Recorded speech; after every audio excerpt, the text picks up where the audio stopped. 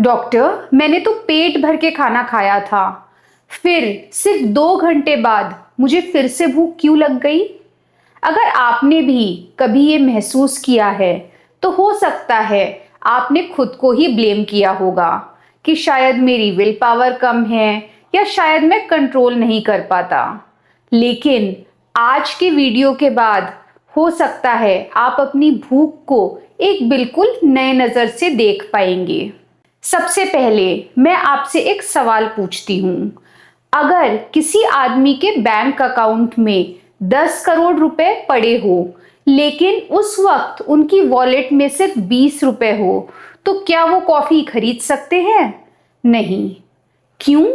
क्योंकि पैसे हैं, लेकिन उस वक्त अवेलेबल नहीं हैं। हमारा शरीर भी कुछ ऐसा ही करता है। हम अक्सर सोचते हैं जितना बॉडी फैट ज्यादा उतनी एनर्जी ज्यादा, और ये बात गलत भी नहीं लगती। लेकिन ब्रेन बॉडी में कितनी कैलोरी स्टोर्ड है ये नहीं नापता। ब्रेन उस वक्त कितना फ्यूल अवेलेबल है ये नापता है। यही इस पूरे वीडियो का सबसे इंपॉर्टेंट कंसेप्ट है। बॉडी फैट बैंक के फिक्स डिपॉजिट की तरह है, और ब्लड में उस वक्त सर्कुलेट कर रहा ग्लूकोज, फैटी एसिड्स और कीटोन्स वॉलेट की तरह है। ब्रेन फिक्स डिपॉजिट नहीं देखता, वॉलेट देखता है। और जब उसे लगता है कि वॉलेट लाइट लग रहा है, तो वो सिग्नल भेजता है कि कुछ खा लो। अब यहाँ एक बहुत इंटरेस्टिंग बात आती है। क्या बॉडी में बहुत सारी स्टोर्ड एनर्जी होते हुए भी ब्रेन को फ्यूल की कमी महसूस हो सकती है? जवाब है हाँ।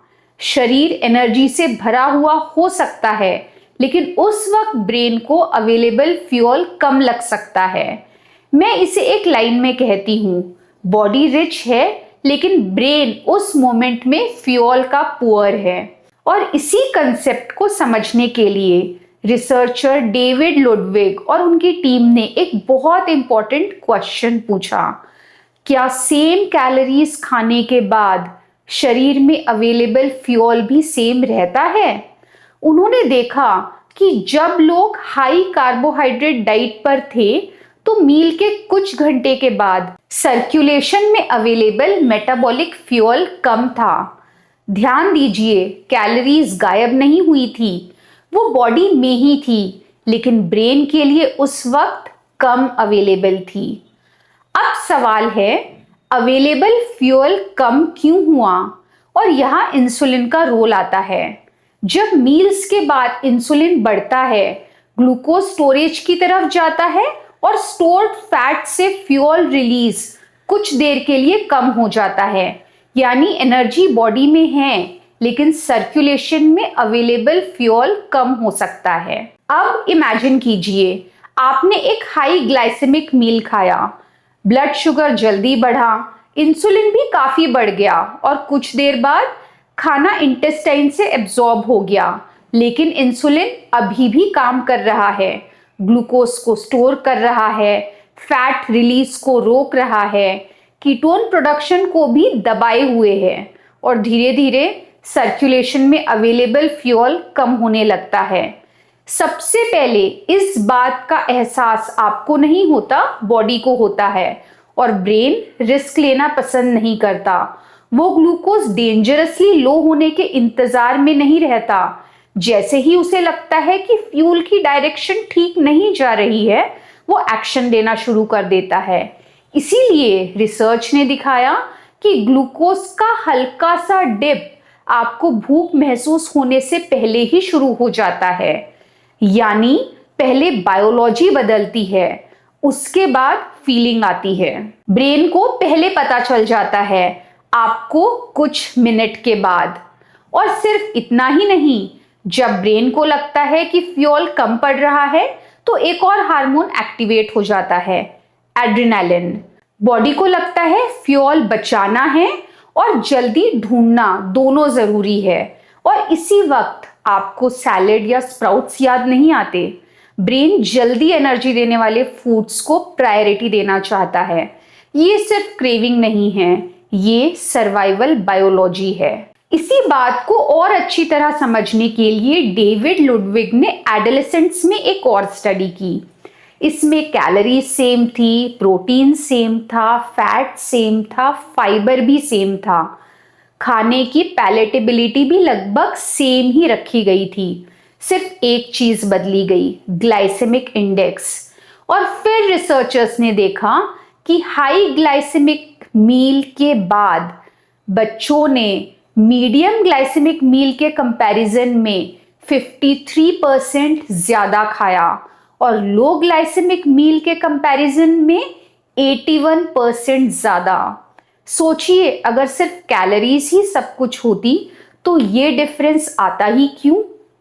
यही वजह कि कभी कभी दो प्लेट्स दिखने में एक जैसी लगती है, कैलोरीज भी एक जैसी होती है, लेकिन बॉडी उन्हें एक जैसा ट्रीट नहीं करती। और अब तक हमने सिर्फ एक तरफ की कहानी देखी है, यानी बॉडी को भूख लगती कैसी है। लेकिन एक सवाल और बनता है, अगर बॉडी के पास भूख शुरू करने का सिस्टम है तो उसके पास उसे रोकने का सिस्टम भी होगा? बिल्कुल होगा। यही कहानी का अगला हिस्सा शुरू होता है। आपके स्टमक में नहीं, बल्कि स्मॉल इंटेस्टाइन में।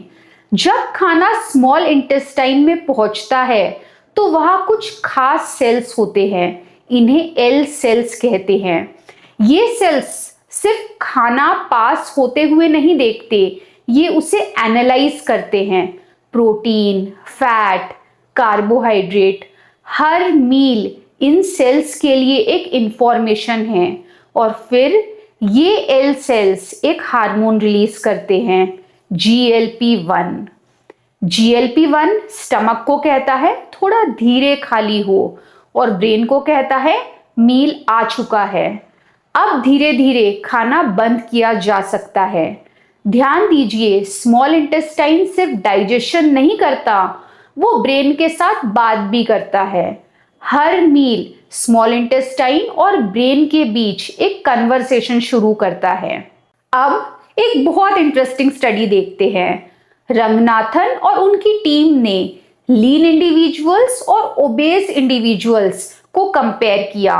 सबको कार्बोहाइड्रेट मील दिया गया और फिर GLP-1 मेजर किया गया। रिजल्ट, लीन ग्रुप में GLP-1 का रिस्पॉन्स काफी अच्छा था, लेकिन ओबेसिटी वाले ग्रुप में ये रिस्पॉन्स काफी कम था। सोचिए, फूड आ गया, कैलोरीज एब्जॉर्ब हो गई, लेकिन मील खत्म होने का सिग्नल उतनी स्ट्रॉन्ग तरीके से नहीं आया। इसीलिए सेम प्लेट, सेम कैलोरीज, लेकिन सेम फुलनेस जरूरी नहीं है। और यहाँ रिसर्च का एक और फैसिनेटिंग एरिया शुरू होता है। कुछ स्टडीज ये सजेस्ट करती है कि एल सेल्स खुद भी इंसुलिन को रिस्पॉन्ड करते हैं, और अगर लंबे समय तक शरीर में इंसुलिन का लेवल बहुत हाई रहे तो हो सकता है कि ये एल सेल्स भी इंसुलिन की बात कम सुनने लगे। यानी सिग्नल बनाने वाले सेल्स ही कम रिस्पॉन्ड कर रहे हैं, और अगर ऐसा होता है तो GLP-1 का सिग्नल भी कमजोर पड़ सकता है। ये एरिया अभी भी रिसर्च के सब्जेक्ट में है, लेकिन फिजियोलॉजी बहुत इंटरेस्टिंग है। और इसी बात से एक और चीज समझ आती है, GLP-1 मेडिसिन्स अचानक से कोई नया हार्मोन क्रिएट नहीं करती, ये उसी नेचुरल सटाइटी पाथवे पर काम करती है जिसकी हम अभी बात कर रहे थे। ये बॉडी के मील एंडिंग सिग्नल को स्ट्रॉन्ग बनाने की कोशिश करती है। इसका मतलब ये नहीं कि ये एल सेल्स इंसुलिन रेजिस्टेंस को रिवर्स कर देती है, लेकिन ये उस सिग्नल पाथवे को सपोर्ट करती है जो कि कई लोगों में कमजोर पड़ चुका होता है। और शायद इसीलिए बहुत पेशेंट्स मुझे एक बात कहते हैं, डॉक्टर पहली बार पेट ही नहीं दिमाग भी शांत लग रहा है। अब तक हम मील टू मील सिग्नलिंग की बात कर रहे थे, अब थोड़ा जूम आउट करके देखते हैं। हमारे शरीर में एक और हार्मोन है, लेप्टिन। बहुत सालों तक हम फैट टिश्यूज को सिर्फ स्टोरेज समझते थे। आज हम जानते हैं फैट टिश्यू एक एंडोक्राइन ऑर्गन भी है, ये लेप्टिन बनाता है। इसका मतलब फैट टिश्यू सिर्फ एनर्जी स्टोर नहीं करता, बॉडी को इंफॉर्मेशन भी भेजता है। और लेप्टिन का मैसेज बहुत सिंपल है, बॉडी में एनर्जी की कमी नहीं है, खाना ढूंढने की ज़रूरत नहीं है।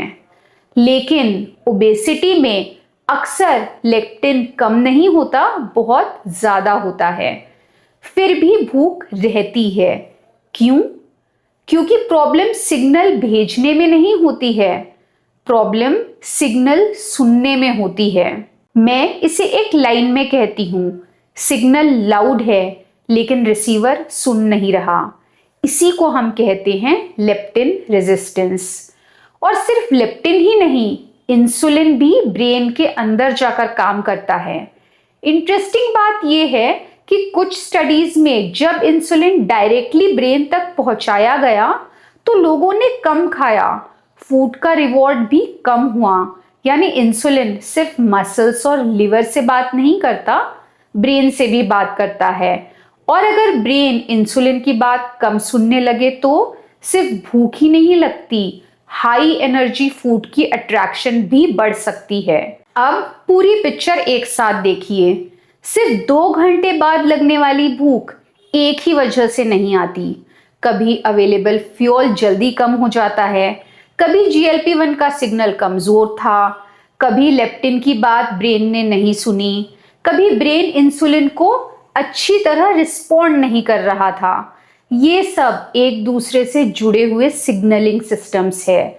और इसीलिए मैं क्लिनिक में सिर्फ ये नहीं पूछती कि आप कितनी कैलोरीज खा रहे हैं, मैं ये भी पूछती हूँ आपको भूख कब लगती है, किस तरह लगती है, खाने के कितनी देर बाद लगती है। क्योंकि कभी कभी भूख ही डायग्नोसिस का एक इम्पॉर्टेंट क्लू होता है। पिछले कई सालों की प्रैक्टिस में मैंने एक पैटर्न बार बार देखा है, खासकर इंसुलिन रेजिस्टेंस और टोफाई पेशेंट्स में। जब उनके प्लेट में प्रोटीन बढ़ता है, नॉन स्टार्ची वेजिटेबल्स बढ़ती है, हेल्दी फैट्स सही क्वांटिटी में होते हैं और रिफाइंड कार्बोहाइड्रेट्स कम होते हैं, तो सिर्फ शुगर ही नहीं बदलती। बहुत पेशेंट्स खुद कहते हैं, डॉक्टर पहली बार 2 घंटे बाद कुछ ढूंढने का मन नहीं कर रहा है। ये कोई मैजिक फूड की बात नहीं है, ये सिग्नलिंग की बात है। और इसीलिए मैं सिर्फ कैलोरीज नहीं देखती, मैं हंगर पैटर्न भी देखती हूँ। आज की इस पूरी वीडियो से अगर आप सिर्फ एक बात याद रखना चाहते हैं तो वो ये है, ब्रेन स्टोर्ड कैलोरीज नहीं नापता, ब्रेन अवेलेबल फ्यूल और उससे मिलने वाले सिग्नल्स को समझता है। और हर भूख एनर्जी की कमी नहीं होती, कभी कभी सिग्नलिंग्स की कमी होती है। चाहे बात लेप्टिन की हो या ब्रेन इंसुलिन की या GLP-1 सिग्नलिंग की, एक ही बात बार बार सामने आती है, सिग्नल भेजा जा रहा है लेकिन रिसीवर हमेशा वैसे ही रिस्पॉन्ड नहीं कर रहा होता है। और शायद इसीलिए ओबेसिटी को सिर्फ कम खाओ, ज़्यादा चलो, इससे समझा नहीं जा सकता। धन्यवाद।